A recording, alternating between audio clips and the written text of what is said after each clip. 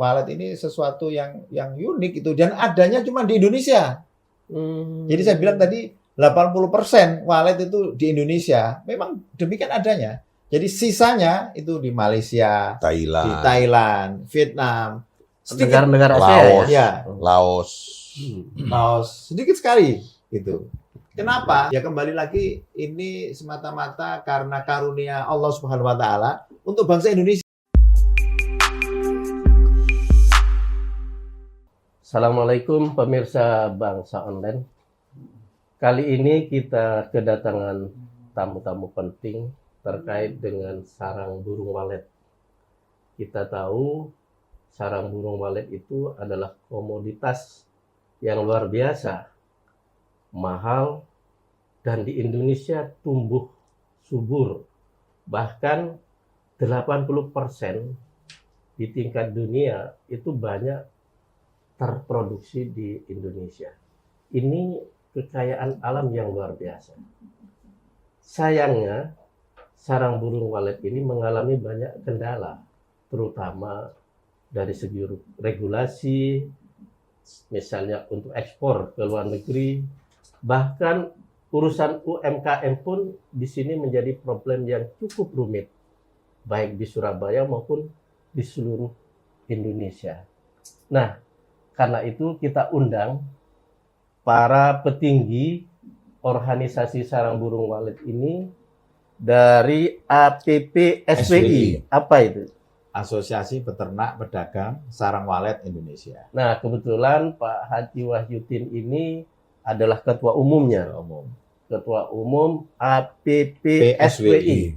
Beliau ini dulu seorang politisi, bahkan pernah jadi anggota DPR di Jawa Timur, DPRD Surabaya, dan sekarang konsen ke sarang burung walet.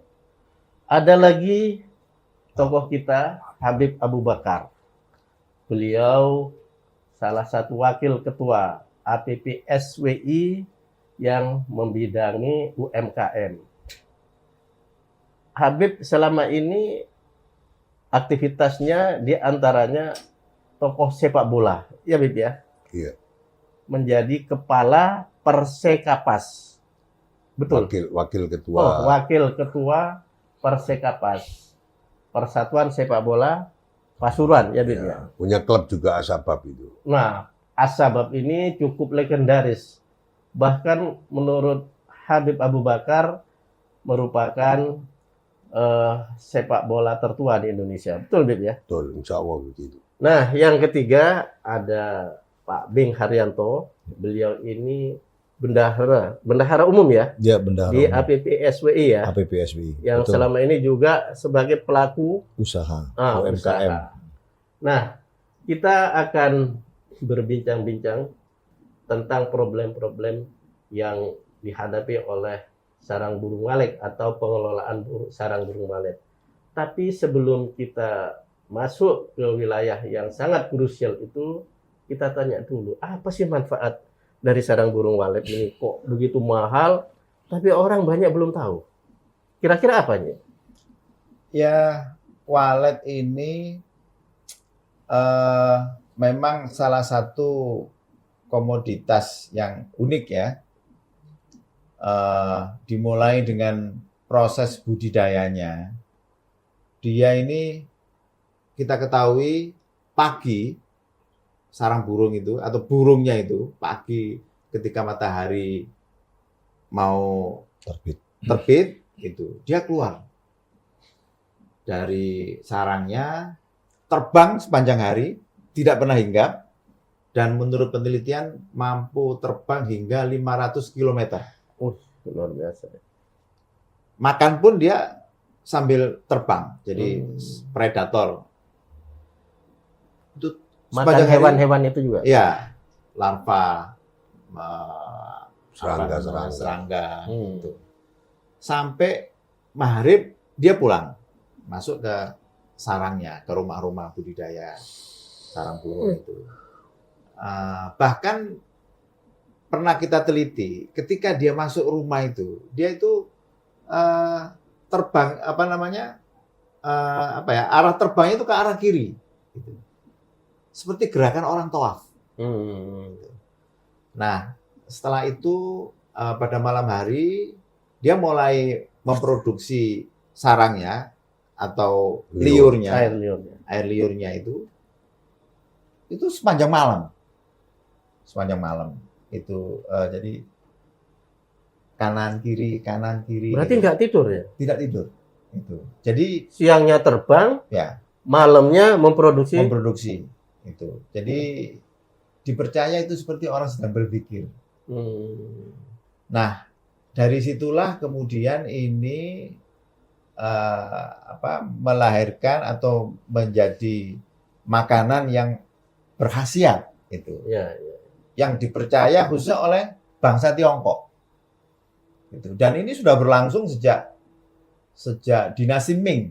Ya, dinasti Ming atau kalau di Indonesia ini terkenal pada masa Laksamana Cheng-hu, Muhibah Laksamana Cheng-hu ke Nusantara pada waktu itu.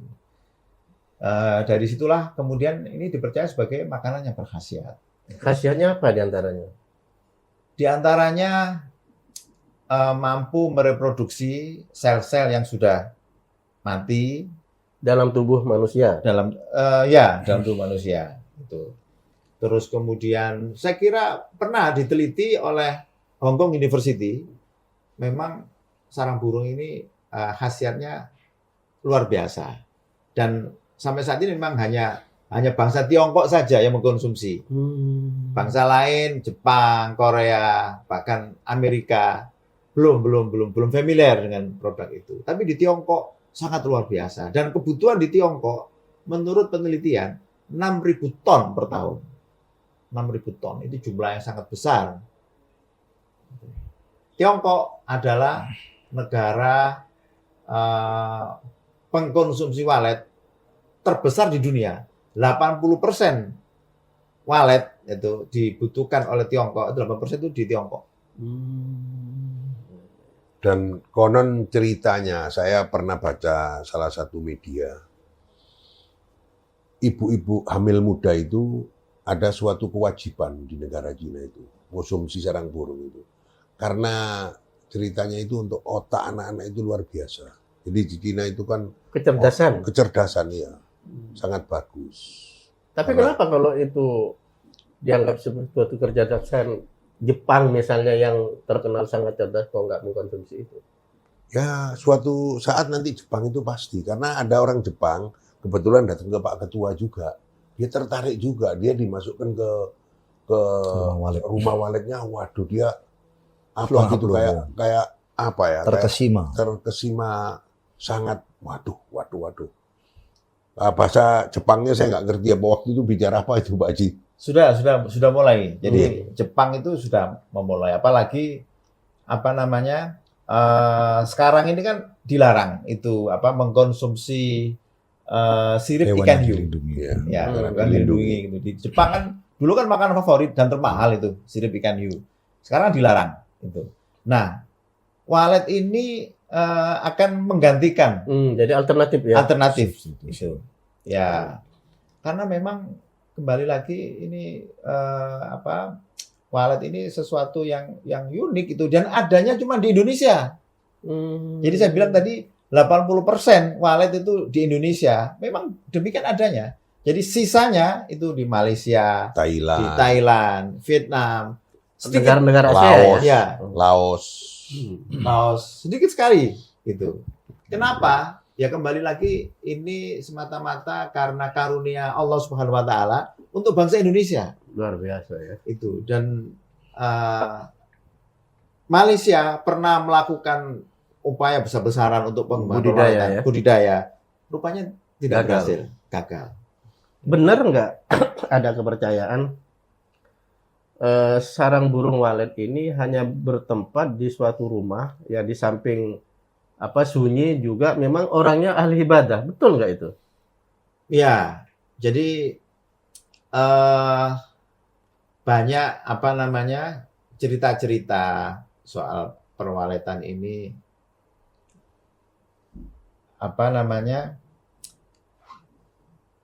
ya dikait-kaitkan. Ya banyak mengkait-kaitkan gitu ya. Atau dalam bahasa gini, kalau di Al-Qur'an itu kan jelas Nah. ada Surat surat An-Nahl An-Nahl. gitu, yang menceritakan soal lebah, soal madu. Nah, walet ini sebenarnya bisa dikategorikan. dinisbatkan gitu, bisa bahasa ininya, bisa dikiaskan seperti lebah atau madu. Ya, dan sekali lagi inilah satu karunia Allah untuk bangsa Indonesia. Dan mungkin perlu ya suatu saat kita perjuangkan supaya walet Indonesia ini menjadi warisan budaya. Yang perlu kita daftarkan ke UNESCO untuk dilindungi sebagai produk khas Indonesia. Asli. Tapi bisa kan dibudidaya, misalnya saya nggak punya sarang burung walet. Tiba-tiba di kantor ini kan yang tingkat itu dipancing atau gimana, bisa ya? Ya, bisa. Syaratnya bisa. apa itu? Walet ini dia punya karakter pomah kata orang Jawa ya. Jadi seperti burung merpati, walaupun dia terbang 500 km, dia pasti akan kembali ke rumahnya. Gitu. Dan ketika dia memproduksi sarangnya atau telurnya, itu selalu dua butir. Itu melambangkan bahwa dia ini dilahirkan atau perkembangannya itu berpasang-pasangan, gitu. Atau setia dengan pasangannya. Sangat setia. Setia dengan pasangannya. Pak Beng, harga sarang burung walet sekarang berkisar berapa? Kalau yang bahan baku antara 6 sampai 11. 11 juta? Betul, per kilo. 1 kilo? 1 kilo. Sampai 11 juta 1 kilo ya? Bisa Bahan lebih. baku. Bahkan bisa lebih kalau Pak Habib yang jual. Oh gitu. Bisa lebih, sampai di atas 15. 15 ada. 1 kilo itu dianggap kira-kira seberapa kalau di ini? 130. Keping. Iya, keping. Kalau yang besar-besar ya 120. Kan keping-keping kayak lepek itu Iya, kan? mestinya tadi kita bawa ke sini biar tahu begitu. Iya. Syaratnya, iya. Sekarang kita bicara soal problem-problem sarang burung walet. Apa sebetulnya? Kok selama ini kayaknya, ya mohon maaf, umek terus terkait dengan ini. Padahal kita tahu tadi bahwa ini kekayaan alam yang luar biasa dan yang tumbuh subur hanya di Indonesia. Kenapa kira-kira? Jadi ya ini pandangan pemikiran saya juga. Nah, insya Allah semua itu sepaham dengan kita. Presiden Republik Indonesia pernah bicara akan memudahkan regulasi untuk perizinan. Nyatanya sampai hari ini kita ini seperti dipimpong. Alasan regulasi dari Cina, wah ini di Kementerian Perdagangan itu sudah klop, sudah oke. Tinggal ada beberapa kementerian yang memang regulasi dari sananya itu belum sampai klop ke kita. Insya Allah dalam waktu dekat ini kita sudah berusaha. Tapi jangan sampai, contoh aja, kita ini UMKM itu kepingin UMKM ini bisa kirim, bisa ekspor sendiri. Ke luar negeri. Ke luar negeri. Terutama ke Tiongkok itu ya? Iya, ke Tiongkok. Kenapa? Kerupuk semua itu bisa ke luar negeri semua. Nah, kita juga melakukan regulasi yang bagus.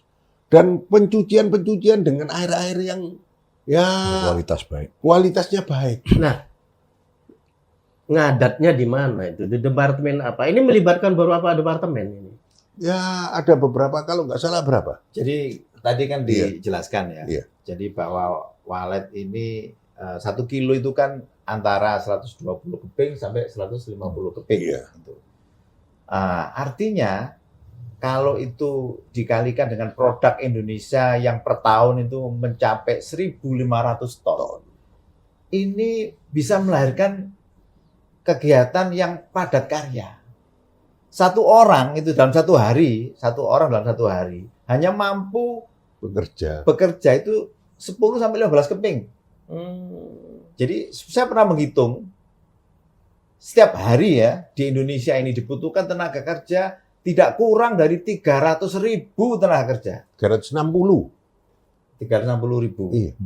tenaga kerja per harinya. Itu pada memang tahunnya, Nggak padat bisa karya pakai ya? mesin, Nggak nggak bisa ya? bisa hancur. Harus pakai dicobet sama Harus itu cobet tangan, ini. Iya, tangan. tangan ya. Kalau pakai mesin hancur, karena ini harus dimasukkan air dulu sampai mekar, baru dicubiti bulunya itu. Kalau pakai itu, berapa? Kalau kita terus dibegini dipersulit, kemana ini? UMKM ini akan jalan kemana? Pabrik-pabrik ini Saya ingin bertanya lagi, melibatkan beberapa kementerian. Ada perdagangan ya, pertanian, terus apa lagi? Yang ngadat ini di Kementerian Perdagangan apa Pertanian? Jadi memang ada MOU import protokol tahun 2012 antara Indonesia Tiongkok. Itu Indonesia diwakili Kementerian Pertanian. Sementara di Tiongkok diwakili dulu namanya CNCA, yang sekarang ganti GACC. Nah, di dalam MOU itu setelah kita evaluasi tidak ramah UMKM. Jadi baik Tiongkok maupun pertanian di Indonesia. Terutama pertanian Indonesia. Oh. Itu yang selama ini kita perjuangkan agar regulasi itu bisa ditinjau kembali. Karena seperti yang tadi kan Indonesia ini usaha ini padat karya. Kemudian berapa nilai dari komoditas ini diekspornya kalau 1.500 ton per tahun dikalikan harga. Katakanlah untuk ekspor itu nilainya antara 20 juta sampai 25 juta. Berapa triliun itu potensi yang dihasilkan dari komoditas walet ini. Nah, artinya apakah pemerintah ini presiden lah ya gitu tidak memperhatikan peluang terbesar ini. Dan ini sudah berlangsung cukup lama. Ya, ini terus terang saya udah ketemu dengan Menteri Pertanian, ketemu dengan Menteri Perdagangan, dengan dengan Menko Maritim, dengan Pak Muldoko, dengan KSP, bahkan Wakil Presiden pernah kita undang untuk datang ke pabrik usaha yang kita punya gitu ya. Hanya Pak Jokowi saja yang belum. Jadi terus terang kita udah bersurat kepada Presiden. Diterima oleh Kemensesnek itu. Tapi kita belum diberi kesempatan untuk ketemu langsung dengan Pak Jokowi. Jadi saya kira ini PR ya para menteri terutama Menteri Pertanian. Tadi yang banyak disebutkan Kementerian Pertanian kan yang relatif agak ribet itu kan. Leading sektornya memang sektornya di situ. Nah, tolong Bapak Menteri Pertanian ini bisa direspon karena ini bukan hanya kali ini saja tapi sudah mulai berbagai orde baru sampai orde reformasi sampai sekarang belum ada solusi yang bisa membuat atau memperlancar masalah ini kan kebanggaan seharusnya ya, komoditas yang harus dijadikan salah satu kebanggaan budaya, kualitas budaya juga. Nah, mungkin Pak Haji Wahyudin bisa menjelaskan ketika awal proses-proses ini kenapa misalnya di zaman Orde Baru kabarnya pernah akan terjadi monopoli dan seterusnya. Berarti ini kan potensi luar biasa, tapi ya itu tadi tidak digarap, tidak di-manage dengan baik. Ya, gimana? Sangat menarik dan sangat potensial sekali. Jadi dulu kita awalnya kita ini kan berdiri, APPSU ini berdiri tahun 1996. Ya, cukup lama ya? Lama sekali itu. Masih mondok berarti? Sepulang dari pondok. Oh, sepulang dari pondok Tebireng. Ini ya. Kita kan pernah satu kelas ya dulu. Iya, kita di Tebireng dulu, pesantren Tebireng. Pesantren Tebireng. Jadi tahun 1996 itu APPSI berdiri. Kenapa berdiri? Karena pada waktu itu sedang ada upaya monopoli itu, monopoli walet itu oleh kelompok bisnis cendana itu. Jadi walet itu akan dikoperasikan ya. Kita dulu masih ingat ya, dulu kan ada BPPC yang membidangi cengkeh gitu. Nah, ini kelompok cendana ini akan mendirikan mengkoperasikan walet ini untuk jadi satu pintu. Jadi akan dimonopoli, sehingga ini teman-teman pelaku perwaletan ini melakukan protes, perlawanan, sehingga lahirlah APBSWI. Sampai akhirnya gagal itu monopoli walet itu, dan upaya-upaya itu untuk memonopoli, untuk melakukan oligopoli terhadap komoditas walet ini tidak pernah berhenti sampai sekarang. Nah, coba bayangkan sampai hari ini. Jangan-jangan ngadatnya itu karena faktor ini. Ya perlu ada upaya-upaya monopoli itu. Perlu kita uji lah ya. Kita uji sejauh mana itu. Contoh real sekarang ini dari ribuan bahkan kalau petaninya itu ratusan ribu ya. Pelaku perwaletan hanya ada 33 sampai hari ini ya. Hanya ada 33 perusahaan yang dapat registrasi ke Tiongkok. Ini fakta ini. Malaysia itu ada berapa itu? Ya, jadi dibandingkan dengan Malaysia yang waletnya nggak lebih dari 10% perwaletan dunia, itu punya hampir 56 lebih. Padahal di sini 80% ya. 80% dunia itu Singapura sebutnya juga, Ji. Jadi itulah fakta, sehingga dan ini perhatian pemerintah ini bukan hanya di pusat, di daerah pun ya, di Surabaya yang notabene ada ratusan bahkan ribuan. Bisa kita cari di tiap kecamatan di Surabaya ini banyak pelaku UMKM perwaletan. Nah, termasuk Pak Bing ini. Termasuk Pak Bing ini di Surabaya ini dia punya usaha di Kertajaya itu yang ya tiba-tiba katanya izinnya dicabut, izin IMB-nya dicabut. Nah, ini nggak tahu ini. Nah, seperti cerita itu. Pak Bing mungkin. Ya, menarik itu. Menarik sekali. Jadi saya tambahkan dari Pak Ketua. Saya bekerja di bidang pencucian sarang burung walet. Saya kerja semenjak tahun 2000 dan saya juga nggak mengerti kenapa tiba-tiba. Berarti punya karyawan? Ada karyawan, tapi karyawan saya juga karena saya skala UMKM hanya berkisar antara 15 sampai 20 begitu. Entah kenapa tahun 2022 tiba-tiba IMB saya dicabut oleh pemerintah Kota Surabaya. Ini tugasnya Pak Eri ini. Jadi saya juga hanya berharap apabila memang betul-betul pemerintah daerah sampai dengan di pusat benar-benar ingin memberdayakan UMKM yang kita semua sudah paham dan tahu bahwa di masa pandemi sangat menjadi satu pengungkit pengungkit ekonomi di negara kita kan yang bertahan sampai dengan hari ini. Dan itu semua diakui oleh kepala-kepala daerah bahwa UMKM itu pengungkit yang paling efektif dan paling luar biasa untuk ekonomi itu. Tapi rupa-rupanya kita melihat kalau dari sisi UMKM di perwaletan ini sepertinya itu hanya sekedar slogan kalau boleh saya sampaikan di sini. Karena mereka nggak benar-benar betul-betul membela kita UMKM. Jadi ya saya berharap mungkin dari pertemuan yang bagus sore ini mungkin dengan bantuan Harian Bangsa, Pak Masud, Pak Ketua Umum, Pak Habib, kira-kira pemerintah daerah dan pemerintah pusat agar supaya bisa lebih memperhatikan kita. Ya, kita berharap Pak Wali Kota Surabaya, Pak Eri Cahyadi bisa mendengar informasi ini. Terima kasih. Nah, saya kembali ke Habib. Habib, antum kan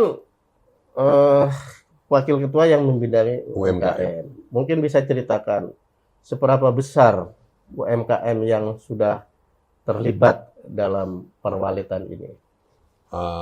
Menurut data yang kami kemarin sama teman-teman di Jawa Timur, insya Allah kurang lebih ya.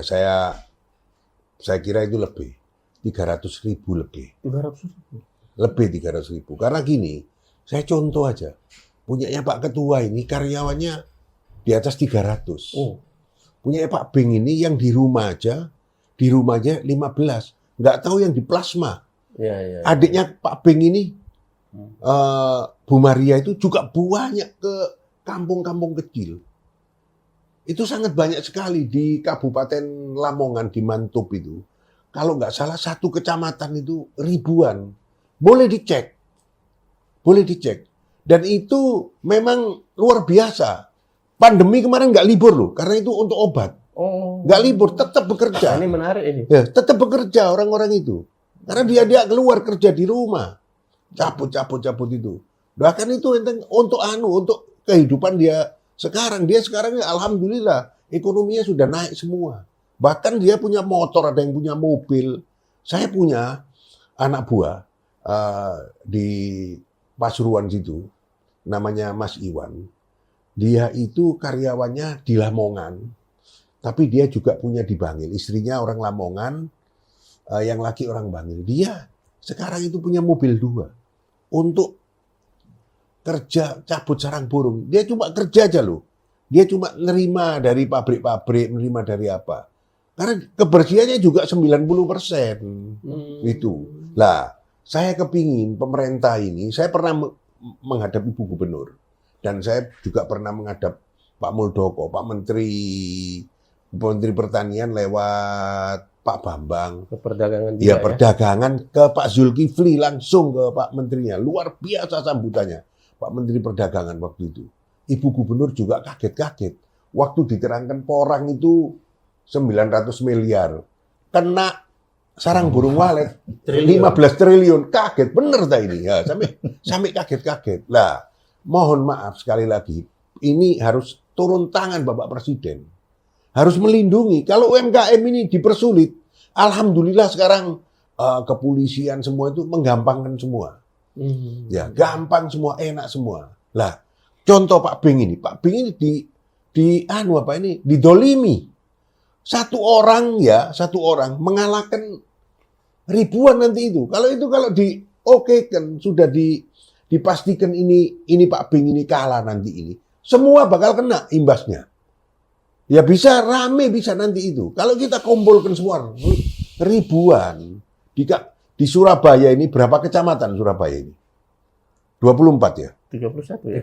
31. Coba dicek semua. Insya Allah seluruh kecamatan itu ada. Banyak pengusaha-pengusaha ini. Jadi kenapa? Perwaletan di Indonesia ini hampir ada di seluruh kota besar di Indonesia. Surabaya misalnya ada ratusan bahkan ribuan ya.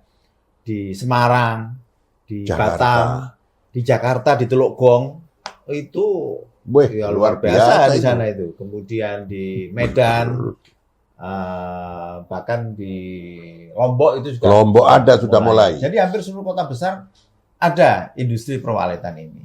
Dan industri ini ramah lingkungan. Ramah lingkungan. Jadi nggak ada alasan itu kok tidak sesuai IMB-nya dan sebagainya.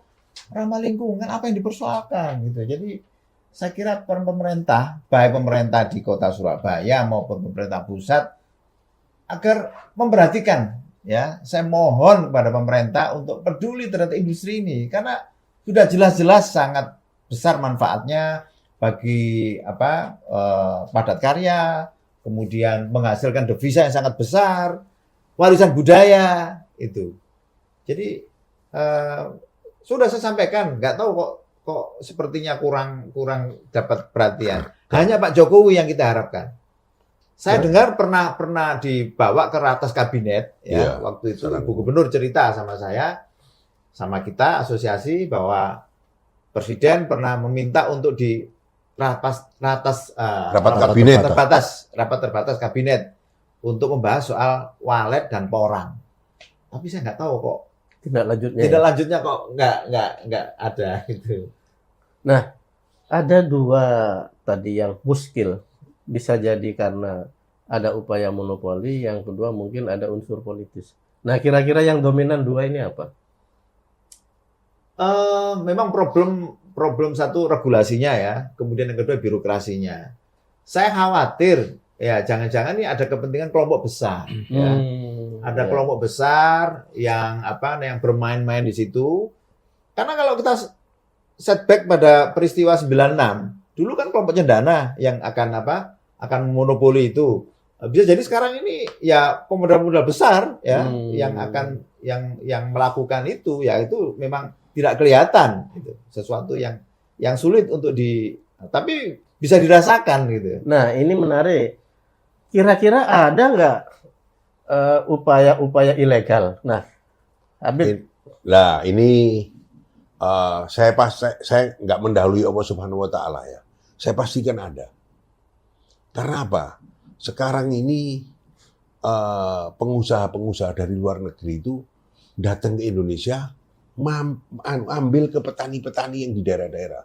Contoh di Kalimantan. Luar negeri itu maksudnya Tiongkok, China. Vietnam, banyak pokoknya, banyak negara-negara yang masuk ke sini untuk beli ke petani-petani. Sebagai pengepul, saya, ya Pak Bing. Nah, sebentar, mereka datang ke sini itu pakai visa apa? Ya visanya visa Pak turis, wisata. Wah, itu kan nggak boleh juga. Nah, ini saya mengharapkan Bapak Kapolri nanti kita akan kirim surat, APPSWI akan kirim surat.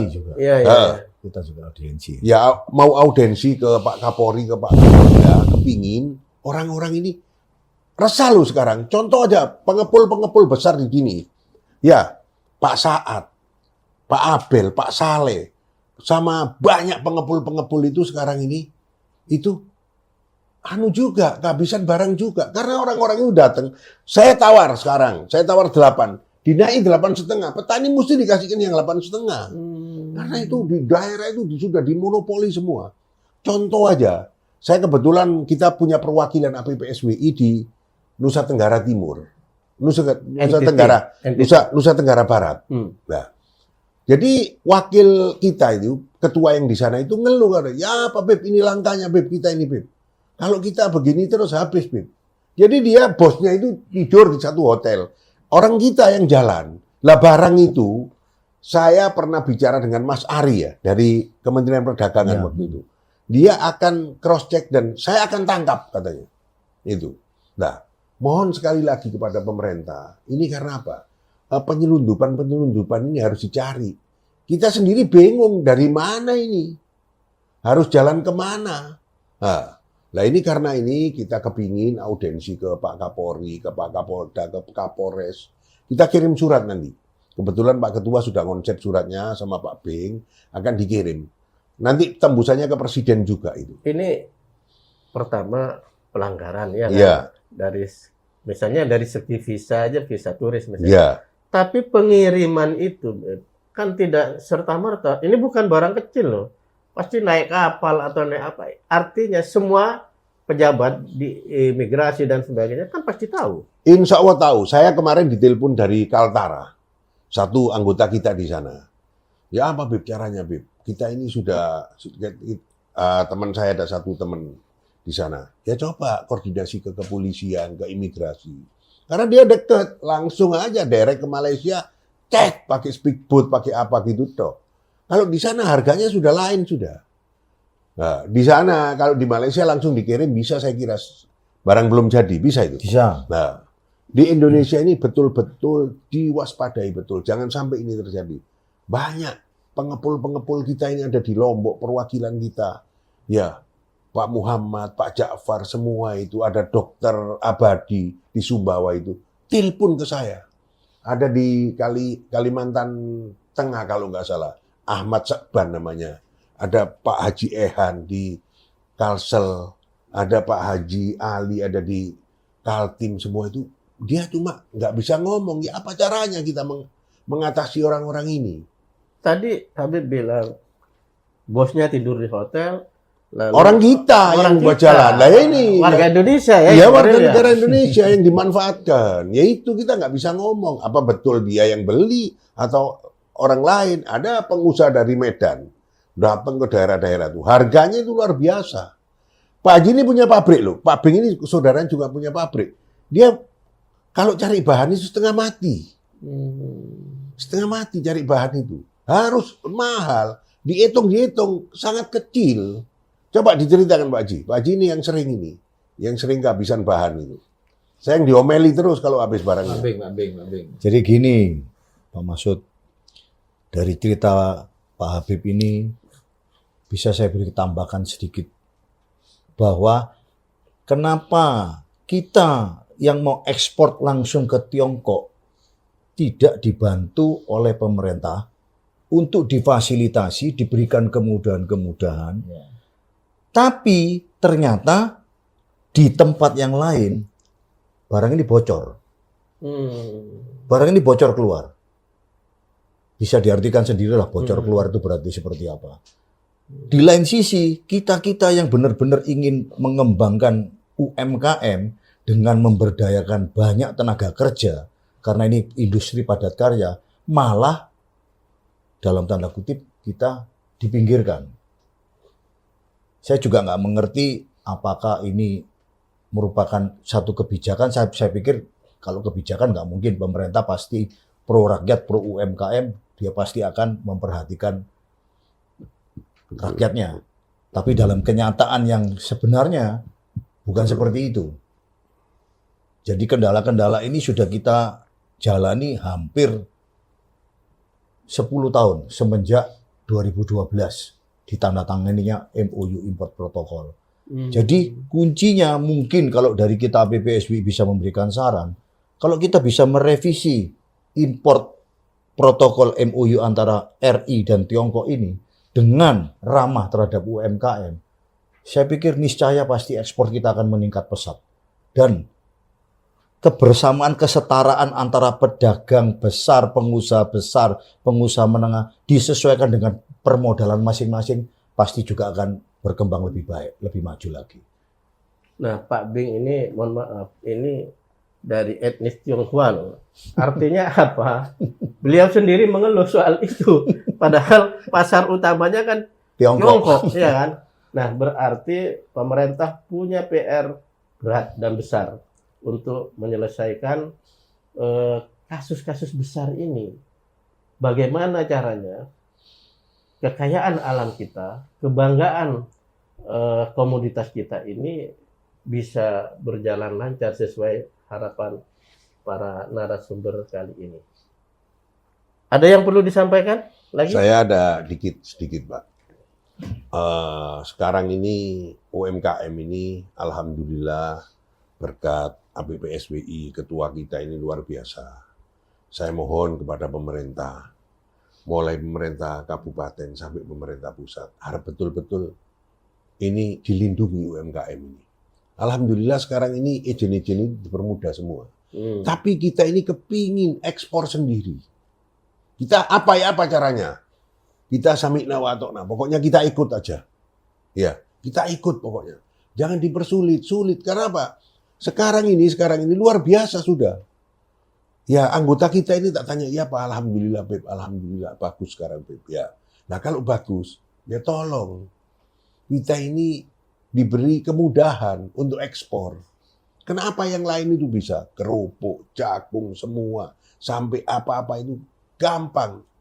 Sampai rengginang itu sekarang diekspor. Nah, kalau sarang burung walet ini kan harganya kan luar biasa. Nah, ini kita ini apa caranya kita itu dipermudah semua. Jangan ada kita ini ada perusahaan besar-besar kok yang diperhatikan. Ada perusahaan besar udah kena ban tambah ditambahi kuotanya. Jangan sampai terjadi lagi. Saya mohon sekali lagi kepada pemerintah, mulai presiden sampai ke kalau perlu sampai jajarannya semua, tolong dipermudah. Ya, jadi problemnya itu di situ tadi, di import protokol itu. Ya, itu harus direvisi. Kan sejak 2012 itu. Itu yang mengakibatkan tidak ramah kepada pelaku UMKM, usaha perwaletan. Jadi dirubah itu. Dan sudah waktunya, itu kan 2012 ya. Mestinya tiap 5 tahun itu direvisi, dievaluasi gitu. Nah, sampai hari ini kan sudah hampir 12 tahun ya. Ya. 12 tahun tidak pernah dievaluasi. Yang nyata-nyata bahwa akibat dari import protokol itu, MOU import protokol Indonesia Tiongkok itu berakibat pada kita semua. Sampai kepada industri walet yang nilai total kita ini 1.500 ton. itu yang direct ke Tiongkok, catatan tahun 2002 kemarin, hanya sekitar 300 ton. Jadi sisanya itu kemana? Itu, ini yang jadi problem. DPR Komisi 4 sudah pernah mendiskusikan ini. Iya. Saya kira perlu kita lihat tidak lanjutnya dari evaluasi persoalan ini. Jadi terjadi bottleneck istilahnya. Jadi bottleneck ya ke Tiongkok itu. Padahal Tiongkok itu 80% perwaletan dunia itu Tiongkok. Itu. Saya kira itu poinnya itu ada di sana. Ya, harapan kepada pemerintah dalam ini DPR juga pada Pak Jokowi saya kira ini yang paling yang bisa menuntas ini semua Pak Jokowi. Lain-lain ya kita hanya ngambang, dijanjikan saja sampai hari ini. Ironis ya. Tiongkok sangat butuh ya. Wih. Kita siap menyuplai tapi terkendala birokrasi. Saya hari ini, besok itu ada tamu dari Tiongkok sana. Kepingin lihat masuknya burung walet. Ada tamu, kebetulan mau saya ajak ke tempat saya di Lombok sana. Kepingin dia, tamu, utus orang dari Tiongkok asli. Dia bukan pedagang, dia di sana itu memang pedagang sarang burung. Di sini nggak beli dia. Kepingin lihat masuknya burung itu. Dia sampai apa cerita? Ya? Sampai segitu. Ada kalau nggak salah 8 orang besok datang. Itu langsung dia ke Lombok, sore kepingin lihat masuknya burung aja. Sesudah itu dia... Itu bisa lihat langsung, Bib? Langsung. Enggak terganggu burungnya? Enggak, lihat aja. Lihat dari itu kan tempat burungnya, seumpama di sana. Dia kepingin lihat masuknya burung itu. Dan dia kepingin keluarnya burung itu jam berapa. Sampai dia mau di sana nginep 1 hari. Di Lombok. Itu. Ini kan memang kalau diceritakan tadi oleh Pak Haji Wahyudin, kan unik ya. Mulai pagi sarang burung walet itu sampai nggak hinggap sehari, malam pun juga nggak tidur ya. Nggak tidur. Mengeluarkan air liur sampai paling pagi. Ada istirahat sedikit gitu cuma. Ini kan luar biasa. Jadi proses produksinya aja memang sudah luar biasa. Jadi wajar kalau menghasilkan produk yang juga luar biasa. Ya. Saya kira ya kenapa atlet-atlet Cina itu kok kuat-kuat? Saya kira konsumsi sarang burung walet saya kira. Saya percaya pasti. Iya pasti saya pastikan. Atlet Cina itu makannya sarang burung walet, napasnya itu gila-gila loh. Saya lihat, waduh. Nah, kita perlu memang di Indonesia itu ya alhamdulillah sekarang ini banyak yang mulai konsumsi walet. Tapi kan selama ini mohon maaf di kalangan kelas atas di hotel, shop burung walet yang harganya sangat mahal jutaan. Ya. Orang-orang bawah kan nggak bisa mengkonsumsi itu. Ya, dicoba nanti kita akan kepingin orang-orang produksi turunan. Kita sedang membuat riset gitu ya supaya produk turunan walet ini bisa dinikmati semua kalangan dan harganya jadi terjangkau. Ya. Jadi satu kebanggaan sebenarnya kalau Korea punya ginseng, Indonesia punya. Kalau Thailand punya madu putih itu. Kalau Jepang punya teknologi, Indonesia punya walet. Ini harus kita ikon ini harus kita pertahankan sebagai warisan budaya. Jadi ikon negara atau bangsa juga ya akhirnya ya. Betul. Jadi mungkin bisa ditambahkan juga begini, Pak Masud. Jadi kebijakan-kebijakan di lokal di pemerintah kita seperti aturan membawa sarang burung walet yang hanya 250 gram dan kita juga sudah difasilitasi oleh Kementerian Perdagangan dan disetujui untuk ditingkatkan menjadi 2 kilo. Ini mungkin juga bisa jadi pengungkit untuk bagaimana supaya UMKM ini bisa berkembang karena setiap turis yang datang ke sentra-sentra tempat wisata yang ada di Indonesia, mereka bisa pulang dengan membawa barang 2 kilo ini. Oh, iya. Sementara ini hanya 250 gram saja. Perjuangannya Pak Menteri Perdagangan, Pak Zulkifli Hasan luar biasa. Ini diusahakan, kalau nggak salah 2,5 kilo. 2 kilo. Itu 2 kilo itu sangat bagus untuk UMKM. Jadi orang-orang itu banyak nanti jual ke ada turis Cina, beli itu dibawa pulang oleh-oleh. Menurut data turis Tiongkok yang ke Bali tiap tahun itu 1 juta. 1 juta turis Lebih. Tiongkok yang direct dari Tiongkok ke Bali itu 1 juta turis. Nah, kalau mereka ini bisa membawa wallet itu Oleh-oleh. sebagai oleh-oleh, Souvenir. gitu, souvenir, saya kira potensi yang sangat Ya, besar. diambil 20% aja, 20% yang bawa oleh-oleh ke Cina sudah berapa itu kalau Ya, 1 ya, jutanya. ya. Ya. Kemudian mungkin bisa saya tambahkan sedikit lagi Pak Masud. Jadi proses negosiasi mungkin untuk MOU import protokol perubahan ini harus lebih spesifik menekankan bahwa produk sarang burung walet ini tidak langsung siap saji, siap makan. Karena ini masih ingredient. Diproses. Ingredient artinya masih harus diolah lagi. Itu mungkin yang harus jadi senjata pamungkas Kementerian Pertanian di dalam bernegosiasi untuk merubah import protokol ini agar lebih ramah terhadap UMKM. Karena apa? Selama ini dari pihak China melalui GACC selalu menekankan bahwa sarang burung walet ini dianggap sebagai produk makanan. Nah, kalau produk makanan memang setiap negara sekarang memiliki ketentuan dan peraturan-peraturan tersendiri terkait keamanan pangan.